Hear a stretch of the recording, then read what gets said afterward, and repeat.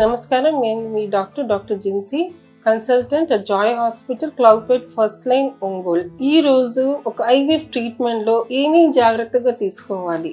So అందరు IVF treatment లక్షలు పోస్తున్నాము, మనం ఎట్లా ఉండాలి ఇవన్నీ వచ్చి అడుగుతారు. సో అది మనకు డిస్కస్ చేస్తే మీకు ప్రశాంతంగా ఒక ట్రీట్మెంట్ కి మీరు ముందుకు రావచ్చు. సో ఐవీఎఫ్ ట్రీట్మెంట్ అంటే మనం ఒక ఫీమేల్ కి సంబంధించి అయితే ప్రతి మంత్ ఒక ఎగ్ బదులు 8 to 10 eggs మనం రిక్రూట్ చేస్తాము. అలాంటి సమయంలో వాళ్ళు మంచి ఫుడ్ తినాలి. ఫుడ్ అంటే ప్రోటీన్ రిచ్ ఫుడ్స్ ఎక్కువ ఉండాలి అండ్ వాటర్ కూడా ప్లెంటీగా హైడ్రేట్, బికాస్ డైలీ వాళ్ళకి మనం ఇంజెక్షన్స్ ఇస్తాము.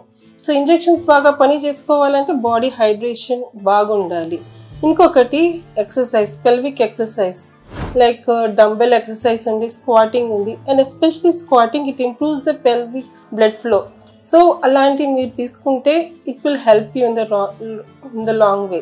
సో మీరు అది తీసుకోండి. ఇంకొకటి డయట్ అంటే ప్రోటీన్స్ అంటే ఎక్కువ animal proteins like fish, mutton అదని ఎక్కువ తీసుకుంటే మీకు బాగుంటుంది. ఇంకా వెజిటేరియన్ అనుకో మీరు దాల్, సోయా చంక్స్ అదని తీసుకుంటే, అండ్ ఎస్పెషలీ ఫ్రూట్స్ కూడా ఫ్రెష్ ఫ్రూట్స్లో berries, vitamin C rich berries అని తీసుకుంటే మీ బాడీలో యాంటీ ఆక్సిడెంట్ లెవెల్స్ ఎక్కువ ఉంటాయి.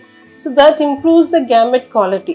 ఇంకా మగవాళ్ళకి ఎట్లాంటి ఏదైనా లైక్ స్మోకింగ్, ఆల్కహాల్ ఇలాంటి ఏదైనా అలవాట్లు కానీ ఏదైనా టొబాకో చూయింగ్ అలాంటివి ఉంటే అవన్నీ ఆపేసేయాలి. Because it affects the quality of the sperm. కొందరికి బాగానే ఉంటుంది, బట్ దట్ నెసెసరీ మీన్ అది బాగుందని లేదు. అలాంటి అలవాటు ఏదైనా ఎప్పటికైనా అది బాడీ గ్యామెట్స్కి డ్యామేజ్ చేస్తుంది.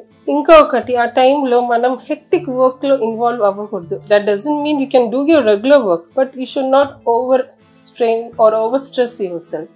సో ఇంకొకటి ఆ టైంలో మీకు రిలేటివ్స్లో ఏదైనా it is a stressful condition, ఇంత మనం ఖర్చు పెడుతున్నాము, ఇది ఎట్లా ఉంటుంది.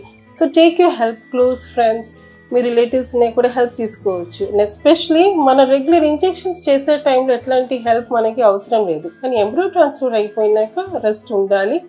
ఒకవేళ దేవుడి దయ మనకి రిజల్ట్స్ కూడా మంచిగా పాజిటివ్గా ఉంటే 9 months. సో ఒక్క లైఫ్ టైం మనం ఒక ఇన్వెస్ట్ చేసాము, అది రిజల్ట్స్ బాగుండాలి అంటే ఆ టైంలో ఆ కేరింగ్ కూడా అలాగే ఉండాలి. అలా ఉన్నప్పుడు మనకి సక్సెస్ బాగుంటుంది, డిసప్పాయింట్మెంట్స్ రాదు, అండ్ లాంగ్ రన్లో ఫస్ట్ అటెంప్ట్లోనే మనకి సక్సెస్ అయ్యిద్ది. So good luck.